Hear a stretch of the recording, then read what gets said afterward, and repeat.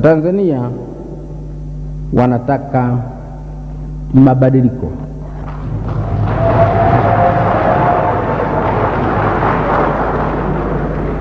Wasipoyaona, wasipoyapata ndani ya CCM, watayatafuta nje ya CCM.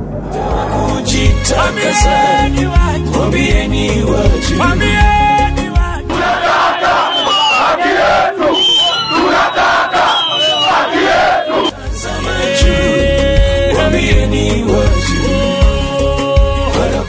Tena siamini kama kuna chombo cha dola Tanzania kinaweza kufanya kazi kwa mtindo.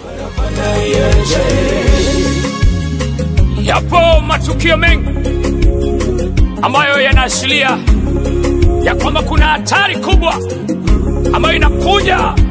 Ni hatari zaidi ya hatari ulimwenguni. Ni hatari ya watu kupotea milele. Ni hatari kubwa ya hasira ya Mungu. Ni hatari kubwa ambayo itawafanya watu wataomboleza, ambayo itasababisha yanaungana kupigana vita. Wengine wamekusanya silaha toka miaka mingi.